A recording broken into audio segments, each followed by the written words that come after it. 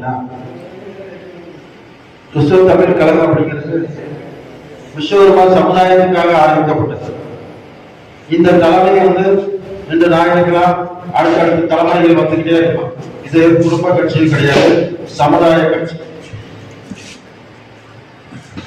கிறிஸ்தவ தமிழ் கழகம் சமுதாயத்துல நமக்கு கிடைக்க வேண்டிய சலுகைகளையும் உரிமைகளையும் மீட்டு தருவதற்காக ஆரம்பிக்கப்பட்டது. எதுக்காக உங்களுக்கு எல்லாம் சொன்னாதான் தெரியும். இதுக்கு முன்னாடி சுதந்திரம் அடைந்து மக்களாட்சி ஆரம்பித்து எத்தனையோ கட்சிகள் ஆண்டாலும் இந்த விசுவ சமுதாயத்துக்கு என்ற ஒரு அடையாளம் இதுவரைக்கும் இல்லை. நம்மளோட அடையாளம் அவர்கள் கொடுக்கவில்லை என்றாலும் வான்மையில உயர்ந்திருக்கும் தஞ்சை பெரிய கோபுரம் கொஞ்சமட தச்சர் நமக்காக ஒரு மாபெரும் ஒரு அடையாளத்தை ஏற்படுத்தி சென்றிருக்கிறார். அது மட்டும் இருந்தால் நமக்கு இப்போதைய சூழ்நிலைக்கு போதாது.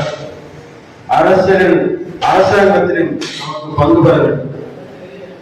ஒரு சமூகம் நல்லா வர வேண்டும் என்றால் அரசாங்கத்திலும் அரசியலிலும் நமக்கு பங்கு இருக்கும். அரசாங்கத்தில் பங்கு வேண்டும் என்றால் நல்ல கல்வி திறமையா நம்ம பிசி கேட்டகரியில் இருக்கிறதுனால மார்க் அடிப்படையில ஒரு 10 மார்க் 20 மார்க்ல நம்ம பின்னாடி போயிடும். இப்படியே நம்முடைய சமுதாயம் இன்னமும் ஒரு அடிப்படைக்காக போராடி கொண்டேதான் இருக்கும். இதெல்லாம் என்ன மாற்று வழி அப்படின்னா, எத்தனையோ தலைவர்கள் எனக்கு முன்னாடி போராடி இருக்காங்க. கேபி சுப்பையா வந்திருக்காரு, சண்முகநாதன் ஐயா வந்திருக்காரு, விஸ்வகுமார் வந்திருக்காரு. நிறைய தலைவர்கள் புதிய புதிய கட்சிகள் நிறைய ஆரம்பிச்சிருக்காங்க.